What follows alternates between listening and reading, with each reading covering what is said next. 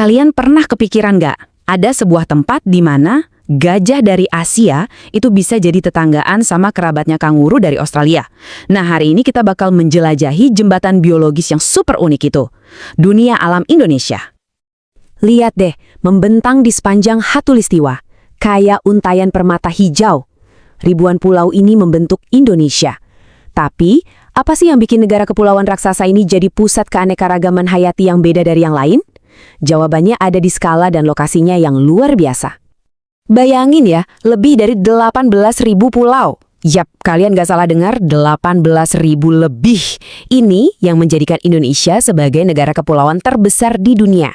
Dan di sini bisa dibilang tiap pulau itu kayak dunia kecilnya sendiri yang nunggu buat dijelajahi.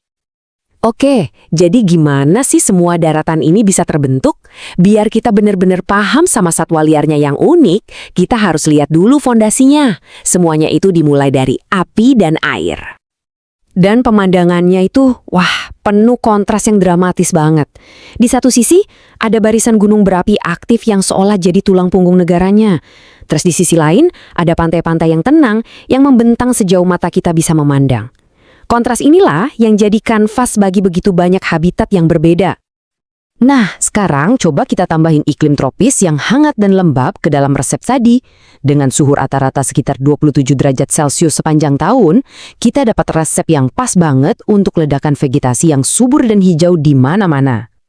Gambar ini nih kuncinya. Coba perhatiin deh dua istilah ini, dataran rendah dan dataran tinggi. Perbedaan ketinggian yang kelihatannya simpel ini ternyata jadi faktor utama yang menciptakan ekosistem yang beda banget, bahkan di pulau yang sama sekalipun. Sekarang kita masuk ke bagian yang paling seru dari cerita kita. Sebuah pertemuan yang luar biasa dan unik antara dua dunia biologis yang berbeda, dan ini cuma terjadi di sini, di Indonesia. Disinilah keajaibannya terjadi. Indonesia itu ibarat panggung raksasa tempat dua dunia fauna, yaitu fauna Asia dan fauna Australia, bertemu. Di bagian barat, hewannya mirip-mirip sama yang ada di daratan Asia. Tapi makin kita ke timur, hewannya jadi makin mirip sama yang ada di Australia. Ini perpaduan biologis yang nggak akan kita temukan di tempat lain di planet ini. Yuk, kita mulai perjalanan kita dari bagian barat dulu. Di pulau-pulau kayak Sumatera, kita ini ada di wilayah fauna Asiatis.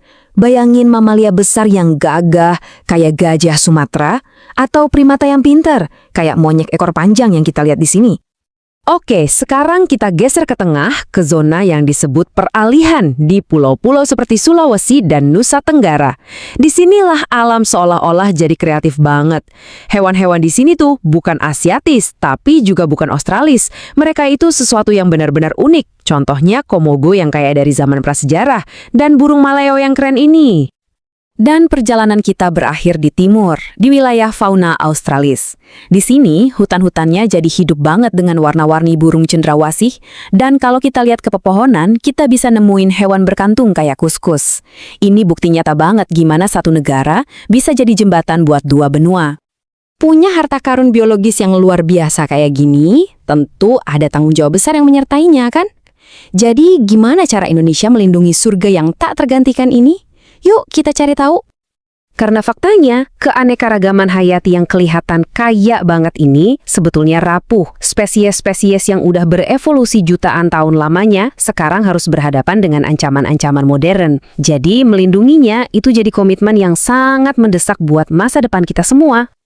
Nah, salah satu alat paling penting dalam upaya konservasi ini adalah Suaka Marga Satwa. Simpelnya, ini adalah sebuah kawasan yang secara khusus punya satu tujuan, melindungi satwa liar dan memastikan mereka bisa terus hidup di alam bebas.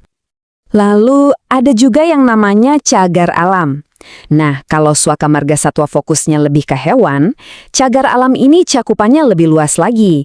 Cagar alam itu melindungi seluruh ekosistemnya, tumbuhan, hewan, dan semua interaksi rumit di antara mereka untuk menjaga keutuhan alam itu sendiri. Jadi, apa sih gunanya kawasan-kawasan lindung ini? Wah, dampaknya besar banget. Mereka bukan cuma melindungi spesies dari kepunahan, tapi juga menjaga kesehatan planet kita, mulai dari siklus air sampai kesuburan tanah.